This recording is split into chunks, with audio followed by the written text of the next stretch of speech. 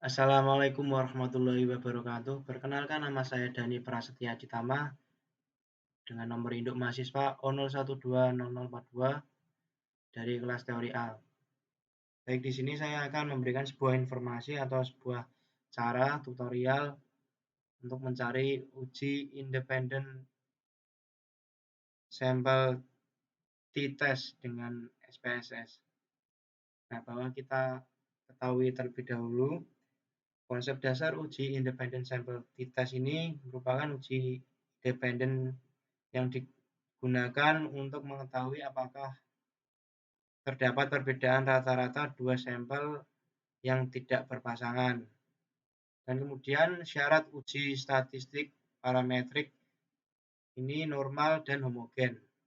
Nah, berikut merupakan data yang saya punya, yaitu hasil lompat tinggi kelas A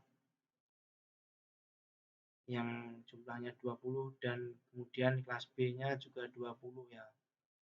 Kita buat kode kelas.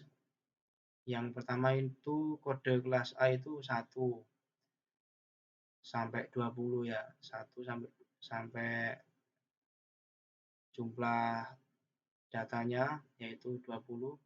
Kemudian yang kode kelas B-nya ini kita beri angka 2. Baik, langsung saja kita menuju ke aplikasi SPSS-nya. Nah, di sini kita mempunyai dua variabel, yaitu yang pertama kita namai hasil ya, di sini variabel X-nya, kemudian yang Y-nya kita namai kelas. Kemudian langkah berikutnya untuk desimalnya ini kita nolin aja.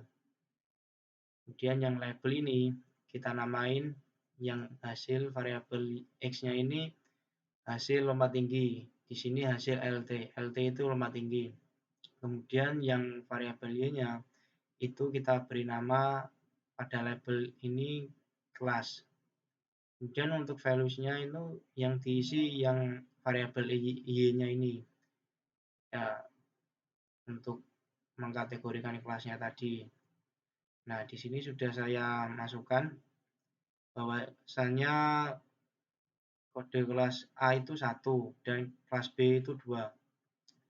Kalau sudah, kita oke. Kemudian kita langsung saja ke data view.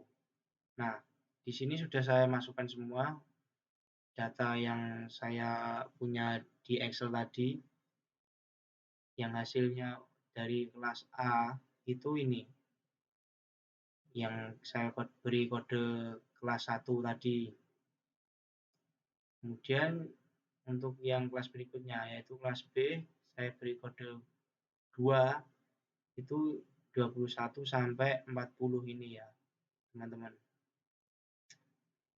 Nah, langkah berikutnya kalau sudah kita inputkan data ataupun hasil dan kelasnya, kita menuju ke analyze. Kita menuju ke compare means, kemudian kita ke independent sample t-test ini ya. Kita klik, kita masukkan yang ini, hasil ini ke dalam kolom ini yang atas. Kemudian yang untuk kelas kita masukkan ke grouping variabel ke sini ya. Nah, jangan sampai keliru untuk memasukkannya ya. Kemudian langkah berikutnya kita ke define group ini untuk memberikan keterangan atau mengkategorikan pada grup 1 itu yaitu kita isi 1 sesuai kelasnya, sesuai kode kelas tadi. Kelas A kodenya 1 kita masukkan 1, kelas B untuk grup kedua ini kita masukkan 2. Kalau sudah kita continue. Nah, kemudian kita langsung ke OK ya.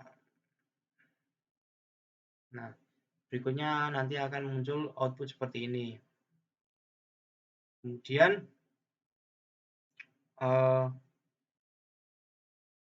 untuk dasar pengambilan keputusan yakni berupa yang pertama, jika nilai signifikasi kurang dari 0,05, yang ini ya, kurang dari 0,05, maka terdapat perbedaan yang signifikan antara hasil belajar pada kelas A dan kelas B.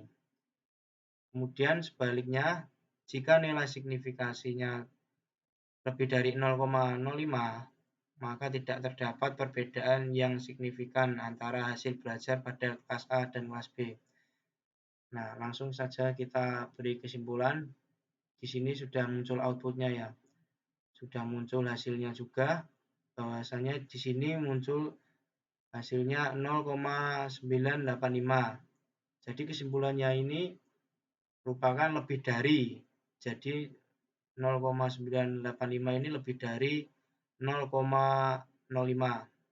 Jadi maka tidak terdapat perbedaan yang signifikan antara hasil belajar pada kelas A dan kelas B tersebut.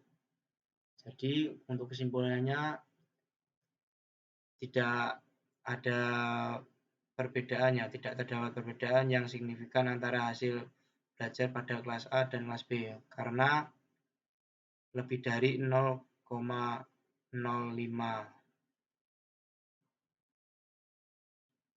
Jadi begitulah teman-teman untuk mencari uji independent sample t-test dengan SPSS ya. Dari saya itu saja, semoga membantu, dan apabila terdapat kesalahan saya mohon maaf.